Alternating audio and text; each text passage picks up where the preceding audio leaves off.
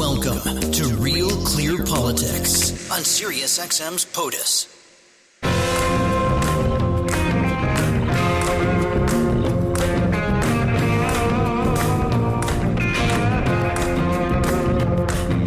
Welcome to Real Clear Politics on SiriusXM for Thursday, January 23rd. I'm Andrew Walworth, and I'm joined by RCP President and co-founder Tom Bevan and Washington Bureau Chief Carl Cannon. So, Tom, Trump addressed the Davos World Economic Forum today, Thursday.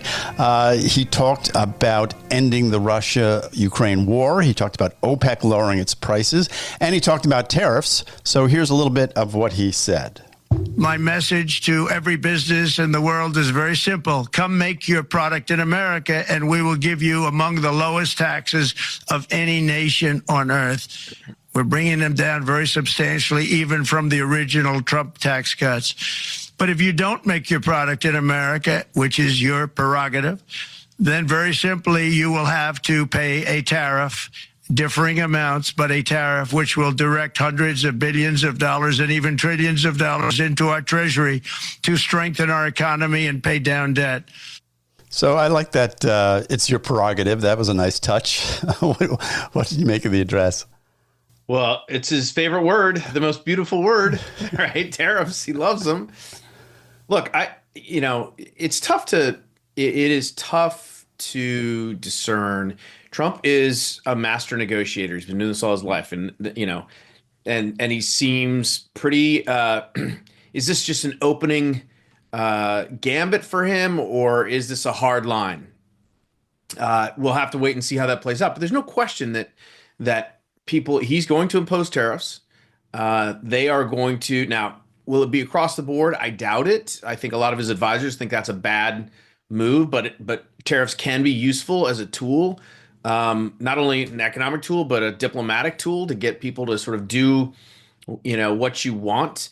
And so it's going to be an important part of his arsenal here as he gets going. And look, I think at the end of the day, why Trump has gotten so much, why he's made such a connection with the American people is he always, we're getting ripped off. And there is something to the idea that, we've just been open for business. Meanwhile, we can't export things to other countries without paying tariffs, and it's not fair trade, right? It's free trade, but it's not fair trade. And I think trying to get that balance more in line, I think, is not a bad thing at all. Carl, what do you think that these are world leaders? This is sort of the global elite there at Davos. It's been going on, I think, for 55 years. But what do you think they make of Donald Trump?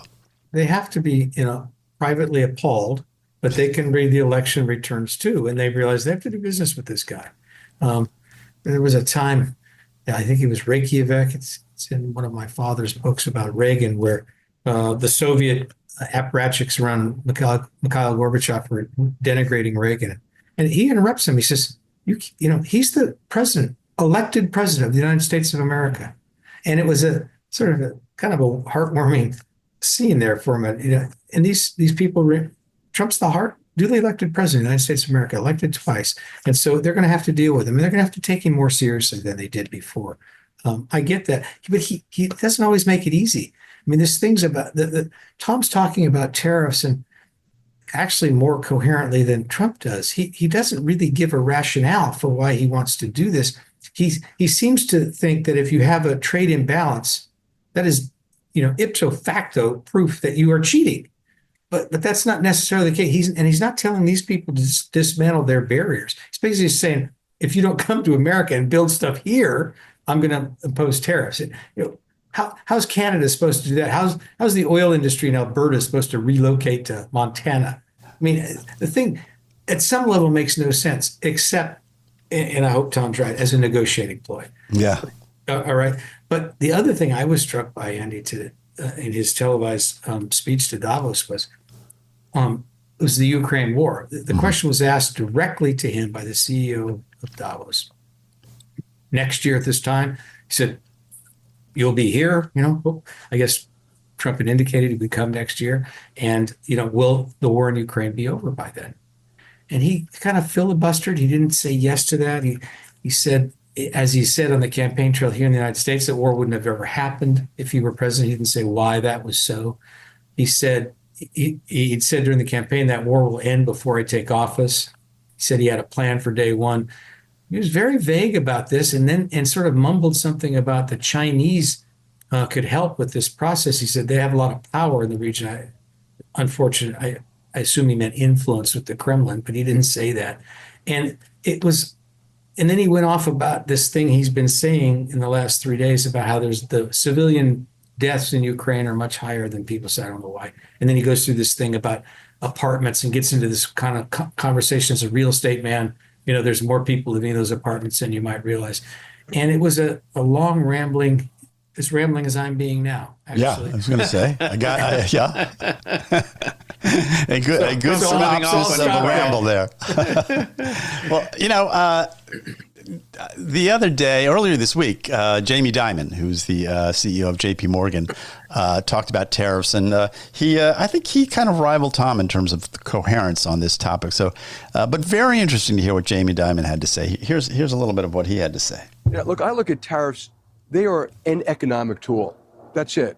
They're an economic weapon. Depending how you use it and why you use it and stuff like that. And people argue, is it inflationary and non-inflationary? I would put in perspective. If it's a little inflationary, but it's good for national security, so be it. I mean, get over it. National security trumps a little bit more inflation, but I think the question is how they get used. Can they be used to bring people to the table? Yes. Is there some unfair trade? Yes. Is there some state-owned subsidies? Yes. Is the president going to use that way in his team? Yeah, and we'll see. But, how it gets played out, we're going to find out. Pretty succinct statement there from Jamie Dimon, who I will point out was a classmate of mine at Tufts University about 100 years ago. But you made just as much money as he did. Yeah, that's right. This podcast has put me ahead, I think, of Jamie. but Tom, it's pretty interesting because he about a year ago said some favorable things about Trump voters and got some flack for that. And here he is sort of talking about tariffs as being a national security tool. And I think his point is that if it improves our national security, it might be worth a little inflation. It might be worth a little bit of a tax on the American people. It's a very different view than you hear from most mainstream economists. Yeah, and Jamie Dimon has been sort of a few steps ahead of a lot of his colleagues on Wall Street. He seems to have a better, more now. Maybe he's just a smoother operator and is trying to, stay ahead of the trends. But you're right. I mean, he was telling people last time, look, don't dismiss Trump voters, don't dismiss Donald Trump.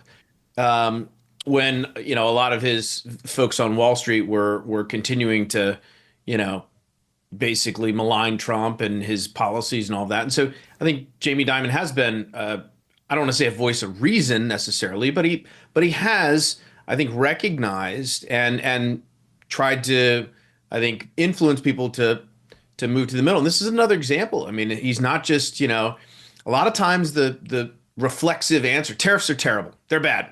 Can't do them.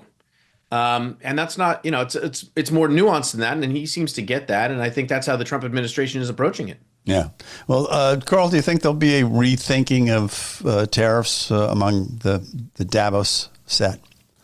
Maybe, but not in this little corner of the universe. I still.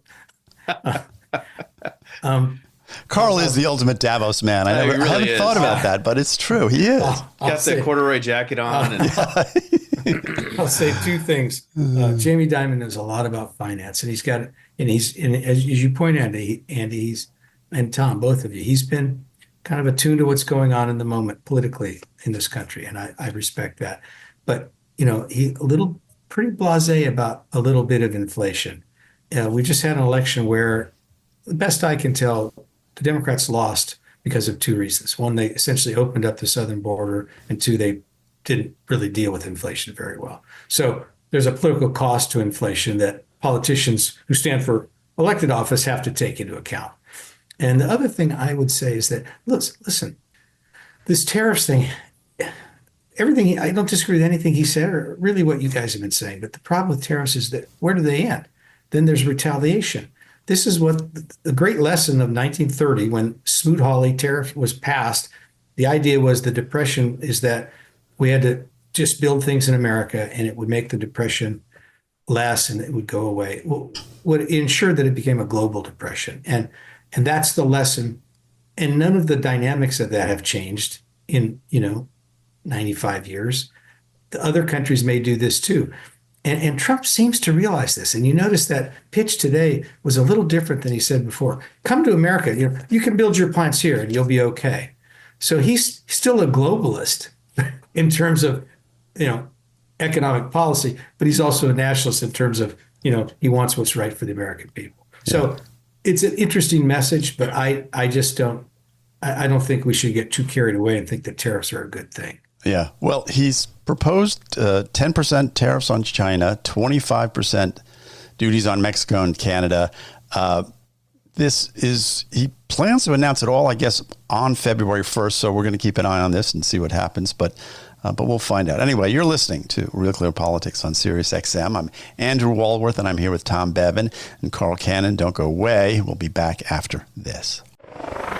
This is Real Clear Politics on POTUS, Sirius XM Channel 124. Welcome back to Real Clear Politics with Andrew Walworth. You're listening to Sirius XM's POTUS, Channel 124. Welcome back to Real Clear Politics on Sirius XM. I'm Andrew Walworth. I'm here with Tom and Carl. And Congress passed the Laken Riley Act yesterday, Wednesday. It requires Homeland Security to deport illegal immigrants accused of any crime, including shoplifting. There are 1,500 more troops headed to the border. There's a new directive at the Justice Department aimed at state and local officials who resist federal immigration law. Tom, what do you make of the rapidity with which Trump is moving on the immigration front? It shows that it is a priority of his and of this administration. It is, as Carl mentioned in the last segment, one of the reasons he won the election. And so it's no surprise. And the guy that he put in charge of it, by the way, Tom Homan, is does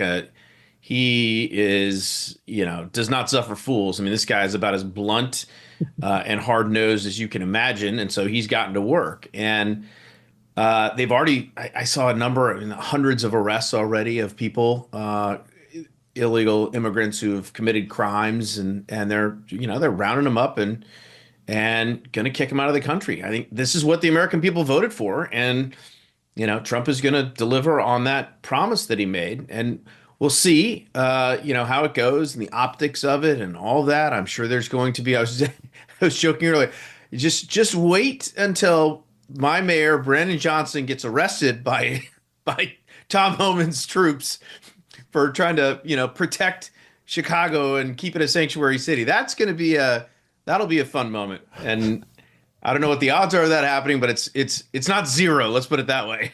Well, Carl, Tom anticipated my question for you, which is there a point, or do you see the point where there is a serious backlash against this? And I'm not talking about just sort of complaints on the edge, but where people say, okay, that and no further.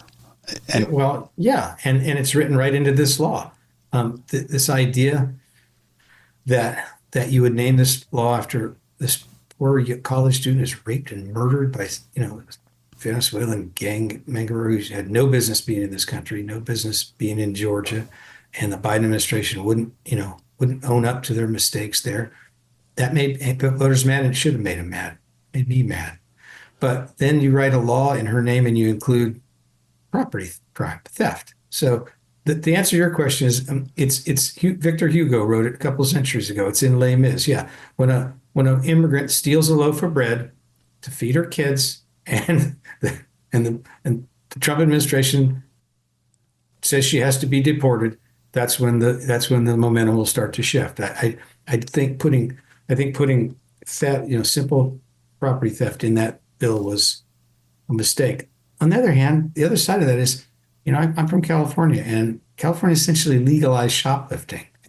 And they didn't mean to do that exactly. They meant to decriminalize this, when somebody's going in there, high on weed and take some Twinkies. They don't want them to, they have 2 previous crimes under California's 3 strikes and you're outlaw. These people go to prison for life. That's what they were voting against. Well, what they got was basically organized crime. Now, using cell phones, these mobs swarm these stores, empty, steal everything in sight. Well, every person there only steals $900, right? But anyway, let's say that's right. But then they go to another store and another store, and they basically legalize stealing. That's the context in which this statute is written, is why it's put in there. But it seems to me the pendulum, we got to get the pendulum right in the middle. We keep sort of veering wildly on criminal justice. Well, you haven't, hold on. This is just happening. Maybe the Trump administration, maybe Tom Homan, maybe they're not going to be arresting, people for stealing a pack of gum or something. I mean, obviously there are a lot of illegal immigrants in this country who have committed more serious violent offenses, and they're starting with them. And that could take, a long time just to get that done. Right. Well, that's going to be very popular. These people who've come to this country and commit violent crimes, or have committed violent crimes from, Trump said that these countries, Venezuela, emptied their prisons. There was no real evidence of that, but a lot of these people who came here did have felony records. Why were they? What are they doing here? That's what American people want to know. As long as they stick to violent criminals, I mean, this thing will be very popular for a while. Yeah. Well, Jamie Raskin said this about it. He said, all this sound and fury on day one and week one, but nothing to bring down grocery prices. Did he really say that? Yeah, he really said that. That's awesome. About immigration. Anyway, I mean, is Jamie Raskin's the one, by the way, who said, if you accept a pardon, that's admission of guilt. Right. Yeah. He hasn't said that since he himself was pardoned, I've noticed. But I do wonder about Tom, birthright citizenship, for example, which I saw some recent polling on this from the AP, and people are sort of more for birthright citizenship than I would have imagined. It's about 48, 50% are for it, and only about 20% are against it, and the rest don't have a position. But is that going to be something that will prove controversial? Because there's already, court challenges to that, of course. Yeah, it might. I mean, that might be an political loser for the Trump administration. Again, we'll have to wait and see. Look, there's no question, though, that if you look at the polling data over the last 5 years, 6 years, 10 years, probably since when Trump first took office, but certainly in the last 4 years, the public sort of tolerance for tougher immigration enforcement measures has gone up. And that's this is all happening because Joe Biden and the Democrats threw open the southern border and then lied about it to the American people for years. I mean, and only 4 years. Only 4 years, and let in 10 million people. I mean, it changed the entire dynamic of how the public thinks about immigration. And then you have these crimes like Lincoln Riley and others, and suddenly the public is like, enough, stop. Do whatever you have to do to make this stop. And so the pendulum is swinging back now. And to Carl's point, eventually it'll get to a point. Maybe the Trump administration will push it to a point where it'll touch against it'll go too far and the public will have backlash and they'll end up somewhere in the middle.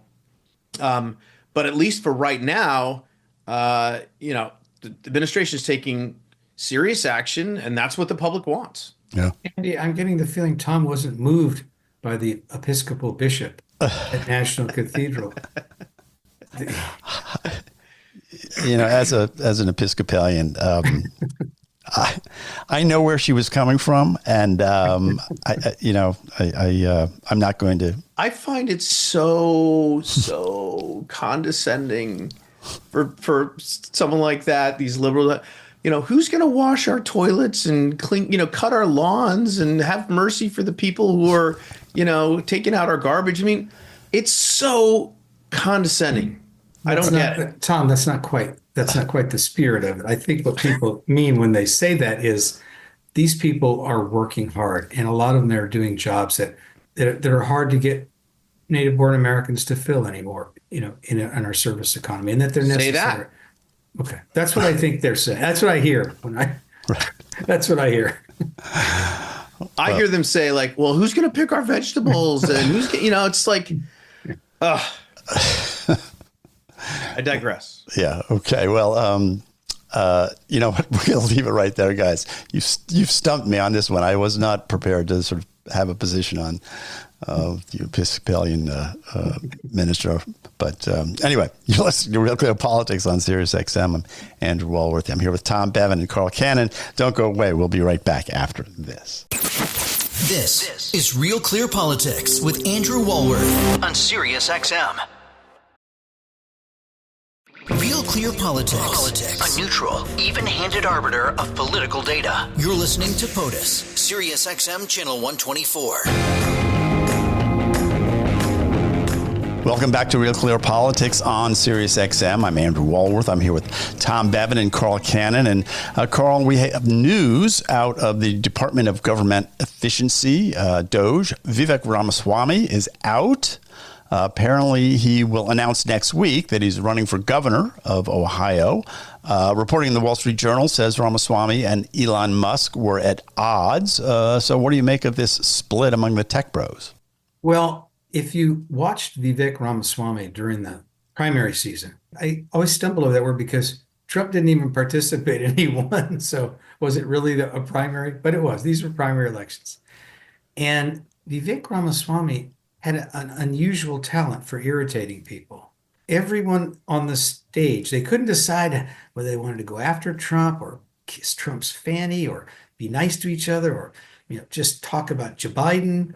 But they knew they wanted to, they all knew, and they would look, and you'd see them, the body language. When Vivek started talking, their jaws would steel. It became, I thought Nikki Haley was going to punch him a couple of times.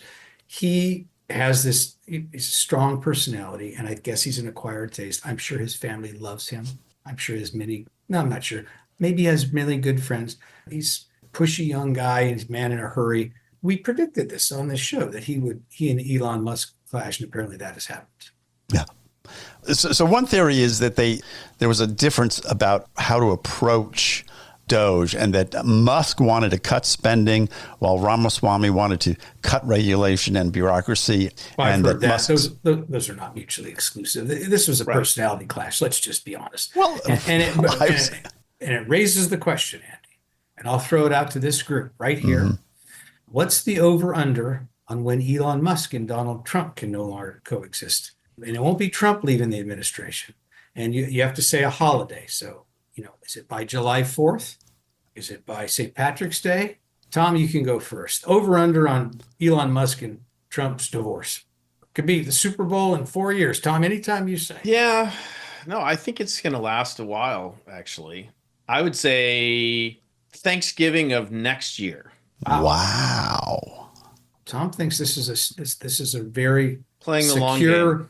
Secure marriage. Gee, I could be over tomorrow. I have the opposite. I say Valentine's Day of this year. Yeah, this year. Like 3 think, weeks. Yeah, 3 weeks. I think that's like because I measure thing in Trump time. Yeah, and that's a lifetime. And for these two guys to keep it together for that long. All right, I'll say St. Patrick's Day. Yeah. Okay. Okay. Well, Tom took the safe bet because if.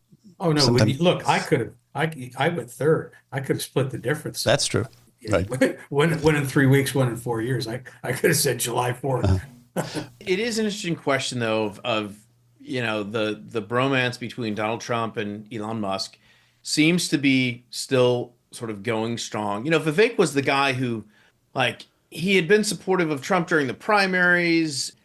Trump was trying to find a spot for him and couldn't really find a place for him to land, and was kind of like, okay, go do this Doge thing. And so he was kind of almost an afterthought in a way. Mm. And so, look, we'll see. I mean, he has ambitions, and so maybe running for governor ends up being a good thing for him. But do we have polling yet? We have no polling on that yet. Oh. But I do think, look, Donald Trump and Elon Musk have. You remember when after the election where Trump was giving his speech and he said, Elon loves it here. He's a Mar-a-Lago. He's like, I can't get rid of the guy.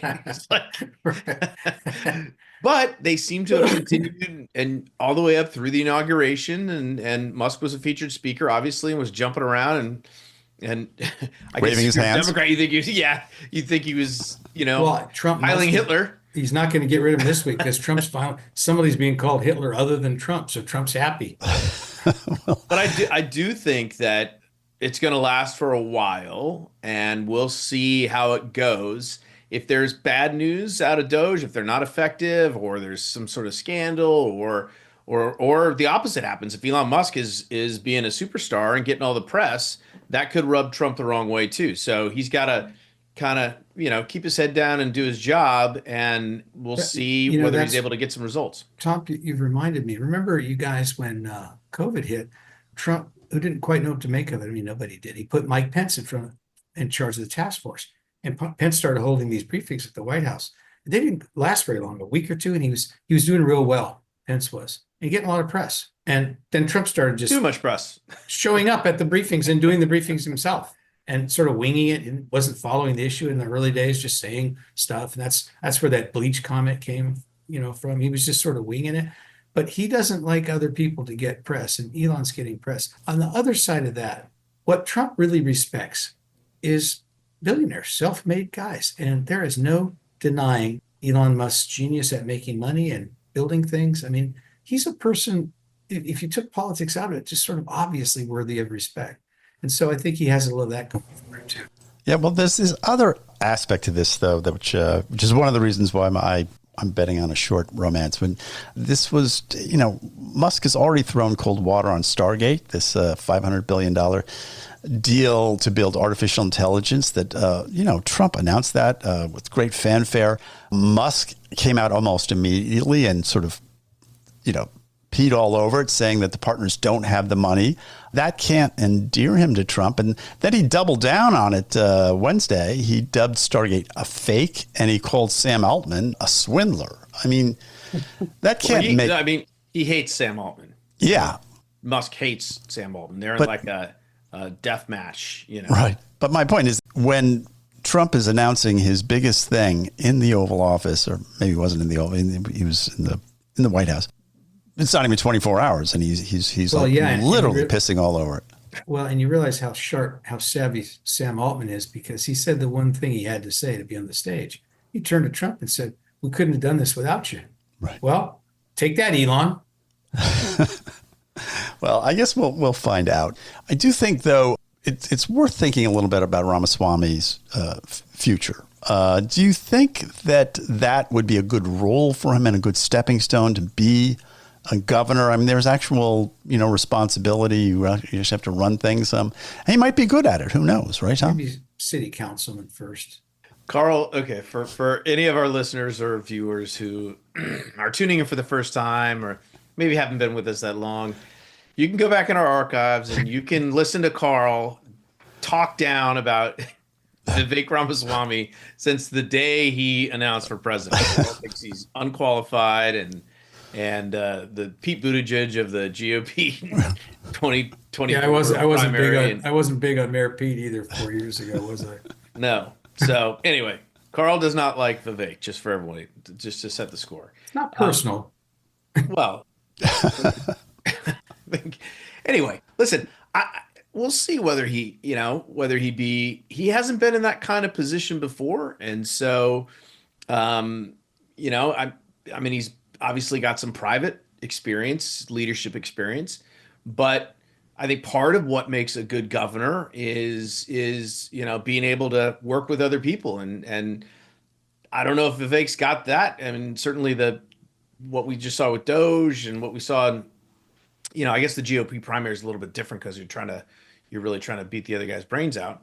But we'll see. I mean, it might not be a good position for him. And, he's a guy in a hurry, but J.D. Vance is the one who's in pole position. I mean, you think about Trump, and J.D. Vance, will inherit the nomination to run for president, could be president for another 8 years, in which case Vivek will still be, he'll still be young enough to have, give it another go if he wants to, but certainly he didn't accomplish what he wanted to in 2024. I mean, he wanted to be the number 2 guy, and that's not where he is. Yeah. I mean, it does seem, Carl, that this was remarkably short-lived, this co-head, this dual head of Doge. Was it doomed from the start just because you can't have 2 big egos like this running something like this, and it was a stupid thing to try?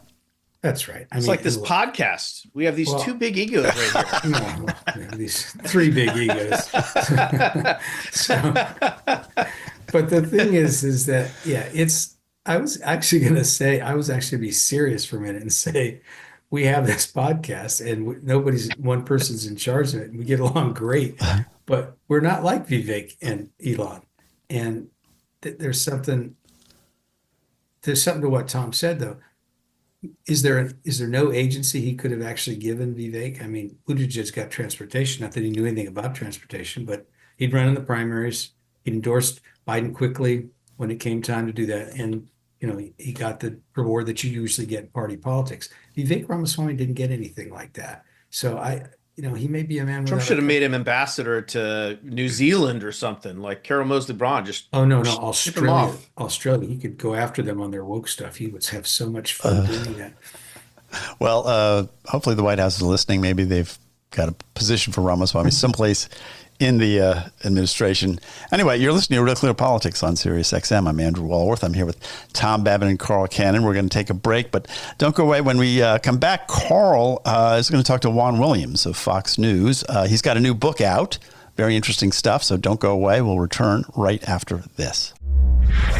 This is Real Clear Politics on POTUS, Sirius XM Channel 124.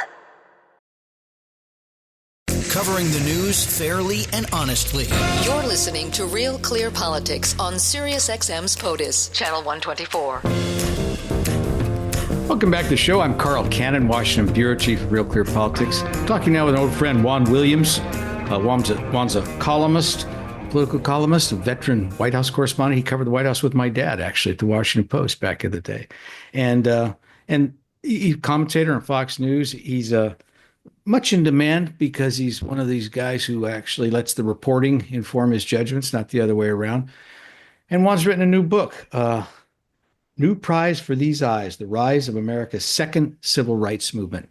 Welcome, Juan. Thanks for doing this. Carl, I was so taken by your introduction because you knew me when I had some hair. Well, my hair's thinning too. All right, my friend. I really appreciate that. Tell us about the new book. Let's just get right into it. Sure. So this new book, as you said, New Prize for These Eyes.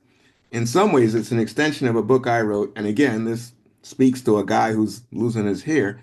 40 years ago, I wrote Eyes on the Prize, America's Civil Rights Years, 1954 to 1965. It was a companion volume to a PBS series that was a big hit. And it told the story of the first civil rights movement, as you heard in the title, 54 to 65. So we're talking Brown decision, ending legal segregation in the public schools, to passage of first the Civil Rights Act in 64, and then, very importantly, the Voting Rights Act in 1965. And maybe most famously in that period, Dr. King came to Washington, our home, and had the March on Washington and did the I Have a Dream speech. Fast forward to 2025, Carl, and the publication of this book, New Prize for These Eyes, and the rise of America's second civil rights movement, is really about a new movement that is taking place and calling people to recognize we're in the midst of making history again, and don't think that it's going to look just like the first movement. In fact, it's built on the first movement, but quite different. Whereas you had the Great March on Washington in 63, after George Floyd's death in Minneapolis, we had thousands of Black Lives Matter marches across the country with millions of people. And not only that, you could have been in Paris, London, Buenos Aires, and you would have been in a Black Lives Matter march. In the 63 case, everybody had to wait for the morning papers to find out what happened. Now we live in an age of viral media. After George Floyd literally wouldn't have been a thing unless there was a young woman with a cell phone that had the camera running and saw the policeman with the knee on the neck and all that. And now you have viral messages, memes, tweets, or X's, however you want to say it. And it drives a conversation about race and arguments about race that I think constitute a second movement. Well, and let me ask you. Let me get in. I want to ask you a couple of questions about that because as you're talking, I'm thinking, um, there is this thing rippled out. I covered cops for years, and I remember initially I thought as it was a mistake to focus what the police were doing, the excess of the police solely on as a black white issue, as a black civil rights issue. And my thinking was, and the Washington Post, your old paper, did the great work on this.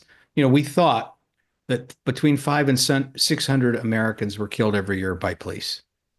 Turns out and the Justice Department doesn't require police departments to tell them. There's no national database. The Washington Post actually started doing a database, and it turns out it's like twice as many people as that. And some of them, these notorious cases we know about, are unarmed black men, often, sometimes doing nothing wrong whatsoever. But it turns out a lot of more white people are killed than anybody by police. I thought we have a law enforcement problem. And if we just talk about race, maybe we'll miss the point. But I soon realized this was part of a much larger conversation, to the point where you and I can't even go to a Washington Redskins game anymore because that team doesn't exist. It rippled out into all aspects of this kind of reevaluation of where we were. I couldn't agree more. Thanks, Carl. You really, I think, are touching on something. Race is hard to discuss because it makes people uncomfortable. But it's interesting to me in terms of the backlash to Black Lives Matter. So much of it is based on the idea that, well, blue lives matter, and we need the police. And if you think back to Rodney King back in the 90s and the thin blue line and all the rest, and people tried to undermine Black Lives Matter by pointing to actual violence. And there's a high rate of violence, unfortunately, in many Black neighborhoods, poor people, disproportionately so. And then they would say, well, what about the Black Lives Matter marches? There was some violence there, overwhelmingly nonviolent, but anytime there was violence, then, looting. Remember what Trump said, the looting starts, the shooting starts, and stuff like that. And so it became that kind of thing where you're thinking, oh, is it a matter of lack of respect for police and social order and threats to our businesses, and that's what we need? Or is it the argument coming from Black Lives Matter that police can be brutal, especially in how they handle people that are seen on the street as threatening, walking around in a hoodie, or he's got his pants hanging down, and people say, well, I don't want to have that discussion. It's kind of touchy, you don't want to say the wrong thing. But in fact, that's what's going on. I mean, you think about Black Lives Matter, it starts with Trayvon Martin, the kid who's in the hoodie, who gets shot by the volunteers security guard, and then the police are slow to arrest him. He's cleared by a jury, and then Black Lives Matter is born. That's the start of the Black Lives Matter movement. And I think that Carl Cannon is pretty honest to say, let's have that discussion right at the start of this interview. So who are the heroes of this movement, of the second wave? I see this as a sequel to your first book. And you and I know the heroes. They were starting in my childhood with A. Philip Randolph and Martin Luther King, of course, and these other people, Ralph Abernathy and some white leaders, Hubert Humphrey. We know these people. Who are going to be the heroes? Who are the iconic people who led this movement? Who Americans, who we're going to be building statues to 50 years from now? Yeah, because we're coming up on the King birthday holiday, a federal holiday now, as we are speaking. And I must say again, I am so glad that I'm doing this with you, Carl. You really understand this. I don't always appreciate that side of you because I'm thinking politics when I talk to Carl Cannon. But anyway, yes. If you think back to Dr. King, if you think back to Roy Wilkins, John Lewis, the former congressman, was a leader of the Student Nonviolent Coordinating Committee, got his head bashed in and marching for voting rights. You say, oh, these are iconic figures. We all know those figures. So who is it that's the equivalent in your second civil rights movement, Juan? And in fact, what I am hesitant to say is there's no equivalency. The people who started Black Lives Matter are like Patrisse Cullors, Alicia Garza, Opal Tometi. they start online in California talking about that Trayvon Martin's life, however you perceive them as threatening, or he was listening to music in his ear and was too loud, it was rap, you didn't like it. That kid's life mattered. Black lives matter. But they're in California. This movement starts on social media. It's diffuse. They don't want a hierarchy. They don't want what they call the patriarchy, Dr. King type male figure leading. And so they are leading basically a movement that has gone viral and gone international, and people are organizing here and there, but there's no consistency to the message other than we don't like police violence against Black people. And the other answer to you, Carl, is we live in the world of politics. It's hard to get away from Barack Obama as a standout figure in this period, but he's not a civil rights activist. He's a politician. And in the book, I was gonna ask you about Barack Obama, but before I do that, let me remind our listeners and viewers, talking with Juan Williams, a well-known Washington columnist and commentator, and author of New Prize for These Eyes: The Rise of America's Second Civil Rights Movement. I'm Carl Cannon, Washington bureau chief for Real Clear Politics. Thanks for joining us. Juan, I gotta say, so Barack Obama came. You and I had a discussion about him last year. He's not a product of the civil rights movement in that he's not active in it, but he's the result of it. Yes, right. And I would sometimes, I finally gave up on this. I would tell my reporters, I would correct their copy. You can't call him the first Black president because his mother was white and and his father was from Africa. So he's actually the perfect African American is the perfect phrase for this guy. But I lost that battle. But Barack Obama comes. He's remember for early in his first term, he struggled to define American exceptionalism. He kind of was dismissive of it, like a college professor, like a liberal college professor. Oh, there's Greek exceptionalism. Well, not really, but first of all, he got his sea legs on that. By the end, he talked about that very eloquently. But the other point was he didn't need to talk about it because he was proof of it. Oh man, so I think I make the case in this book, obviously, that we're in the midst of a second movement that's having as much impact as the first movement, although people don't seem to recognize that. And it starts with Barack Obama, Carl. It starts with his '04 speech at the Democratic Convention when he talks about we're not a Black America, white America, gay America, straight America, Asian, Latino. We are the United States of America, he says. And it's very uplifting. And to your point, again, thank you for doing this interview. To your point, he says, my story couldn't have happened in any other country. And talk about American exceptionalism. He is a uplifting, positive, optimistic storyteller about being Black in America. Quite a contrast, Carl, because of your political background. I'm going to say this. Quite a contrast to Jesse Jackson or any of the older civil rights leaders who always spoke about, well, Black people were discriminated or are discriminated against. Think back to segregation, think back to slavery and all of that. And people say, oh, yeah, it's kind of a grim. But here comes Obama. And he's like, no, I am proud to be an American. And this story, my story couldn't have happened anywhere but America. And people start talking about a post-racial America. He kind of resists that. But then he gets elected because of literally his poster said hope, new hope, right. Obama. Right. And he gets elected. He says, I'm the president of all Americans, but he's still the first Black president, right? How are you going to get away from, as you said with your reporters, you could have even said he's a perfect African American. Is he the first Black president? Okay.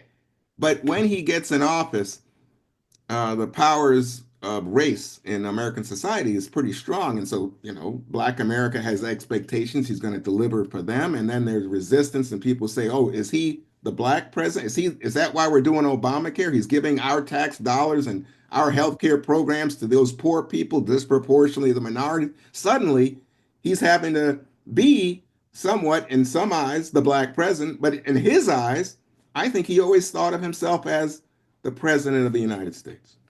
Well, we have a new president now, and he's got his work cut out for him. Yeah. I would say, reaching out to the people that you're talking about, the people you wrote this book about. Yeah. That's going to do it for us. Juan Williams, thanks for joining us. If you're listening and you like this conversation, even if you don't, run out and buy his book, New Prize for These, these Eyes. second American Civil Rights Movement. Juan Williams, thanks for joining us. Carl, what a pleasure. You surprised me. You know a lot about this topic. Well, we'll talk about that over a beer. So don't go away. We'll be right back. You're listening to Real Clear Politics on POTUS, Channel 124. The Politics of the United States. This is POTUS on SiriusXM Channel 124.